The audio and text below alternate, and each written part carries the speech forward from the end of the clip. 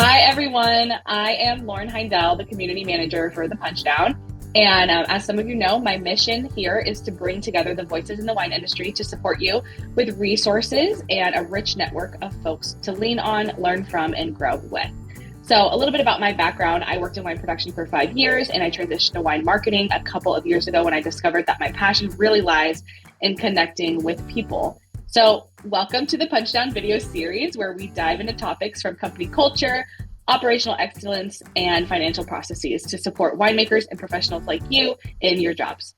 So today, our topic will be really helpful for those winemakers who are looking to maybe branch off into their own brands, or for someone who's taking over a winery as a new owner or a general manager and needs to be clear on what they need to do to stay compliant.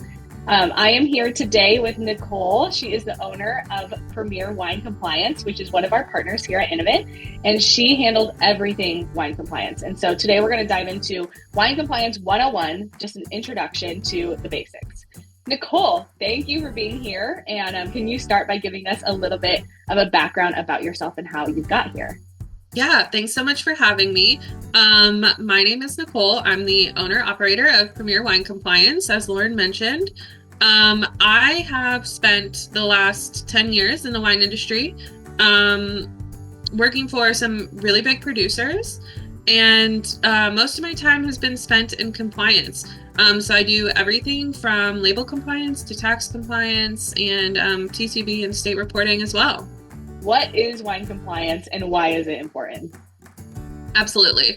Wine compliance are the rules, laws, and regulations that every state and the TTB, FDA, and all of the federal agencies have regarding the production of wine, the sale of wine. Since it is liquor, it's a little bit more highly regulated than just your average, grocery store juice or soda or other beverages that you might find in the market. Okay, so now I remember we were talking about the stairs analogy of compliance. Can you kind of paint the picture around what that is and like how you would describe that? Yeah, absolutely. So the first step is obviously your business idea, coming up with your LLC, getting federally recognized with an EIN. Your second step would be to decide what state you're going to produce and or store alcohol in, and getting your state license. And then you would need your TTB permit, which would be kind of submitted in tandem. The next step is deciding if you're going to make the wine as a custom crush agent or as an AP, or if you're going to buy a piece of property and produce it there as a home winemaker or as an entity. What is an AP again? An AP is an alternating proprietorship. That's a place where typically it's a larger facility and the host winery owns the facility and kind of rents out space to other smaller producers so that they can use top of the line equipment, but they have their own little space for storage and production. The last step would be labeling and figuring out with your designer what you're going to call your wine, making sure that all of the AVA and varietal information is correct, and then following up with UPC, government warnings, CRV information. That's where somebody like myself, who's a compliance consultant, could look at a label and give some great feedback. Do you have to update your labels every year? No, you don't necessarily have to update your labels every year. The TTB does have a pretty wide range of allowable revisions. So, like if you're making the same wine and the appellation hasn't changed and kind of the components in the wine haven't really changed, then you can continue to use the same COLA, which is a certificate of label approval, without getting a new one every year. So, once you have this wine and it's labeled and everything, how do you get it into the hands of your consumers? Like, is there certain laws that align with different channels that you go through, or what does that look like? Yeah, absolutely. After Prohibition, the United States said every state gets to choose their own liquor laws. That includes production and sales laws. So it's a little bit different. There are open states, which we would consider Florida one of those to be. They don't necessarily have a license for direct-to-consumer shipping, but you do have to pay the excise and the sales tax fees. If you are lucky enough to find a distributor, you do have to register with that distributor and do brand registrations, which are pretty much just uploading the label information into the state database. So we've got our boots on the ground. We're climbing these steps. What does this look like now, like when you're in the process of making your wine? Yeah, so when you make your wine, the most important thing is to keep good records. You can be audited at a state or federal level at any time, and they are going to be thorough. They can pick a bottle up from your website or in a marketplace if they can find it there, and they can say, you know, I need to know exactly what's in this and how much you produced of this wine. And, you know, even if you're a couple gallons off, they want to be able to account for that. Alcohol is one of the most highly regulated commodities in the United States. That being said, you do have to file your, 5120, which used to be called a 702. For most producers that are under 10,000 cases, it's going to be annual. You can request to do it more often, but people don't usually want to spend more time filling out reports. And is that something that you are constantly keeping tabs on, or is that unique to each individual business? Some of my clients do their reporting themselves, and then I just look it over. Some of my clients prefer for me to kind of manage it and make sure that they're filing and paying on time, and just send them confirmations of what I filed, when I filed, and the background data for that for audit purposes. What are some like common mistakes that people make, or like common errors that you see happen in the wine industry when it comes to reporting? The most common mistake that I see is people mislabeling and miscoding in their software systems.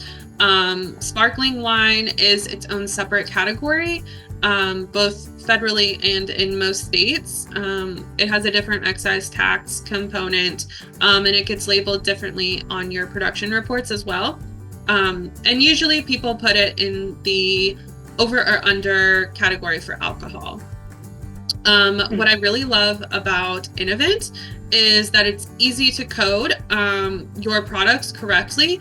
It has a really great flow of sales data and production data. So it's easy for people who know their own specific lane. Sometimes I'm working with a marketing person, a salesperson, and a winemaker on a team. And all three of those people would have access to their specific data, and they're experts in their field. And so I help them code their information correctly so that I can then pull the reports correctly and report. Otherwise, I would have to go in and start changing things, which can be a little daunting in some of the software out there that feels like it hasn't been updated since 1990. Yeah, and my next question was really kind of along those same lines. Like, what have you found to be helpful in generating these reports and staying compliant, if anything else? Yeah, absolutely. One of my winemakers actually said that he loves the blending trial features that InnoVint has. He used it. He said it was really easy to use. He was happy with how everything came out. I was very happy with how all the data was organized and easy to pull in the reporting features. Making sure that everybody is being aware of time and energy spent on their own specific little pieces of the wine in the wine industry and what we're all creating here is important as well. The other thing that I really love about InnoVint is that you can actually change barrel sizes. Typically, other softwares just have one size, or they have a couple of different tank sizes. But accounting for, the concrete eggs. A lot of people are using those now. Small barrels, large barrels. I don't specifically know all the terminology. I know that they all have their own specific little names, but I just know how many gallons are in the barrel and how many come out and where we are when we bottle and have a finished product. And following that flow of information is really important for me to understand, but also for the winemaking team and for the sales team, having transparency to see, and forecast how much wine you're going to have. How do you at Premier Wine Compliance help your clients stay in the green zone of compliance? Staying compliant is really important. The interest and penalties on not paying your taxes and not filing your reports is crazy. It's extremely high. For federal TTB reports like the 702 or 5120, you have a flat fee penalty, and then you also have interest on top of that. On top of that, you have a penalty for filing and a penalty for paying. So you went from one thing that you could file on time and pay on time to now 4 extra charges. And for small to medium businesses, that can really take a toll. And like I said, it's very easy to get behind. People are often intimidated by the amount of work that it is and setting up all of the accounts. That's something that I do every day, if not multiple times a day. So, it's less work for me to just do it for you and or show you how to do it, than getting behind and not paying and filing and staying ahead of the game or with the timelines is incredibly important. And people are often, like I said, usually just nervous about it, which is why I'm here to help.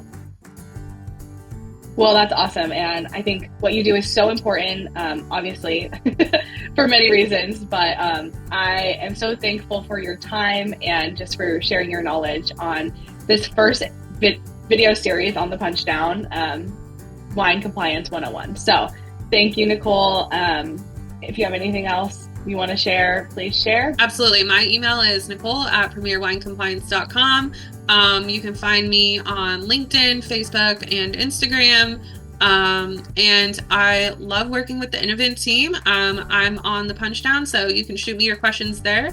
Happy to give some advice.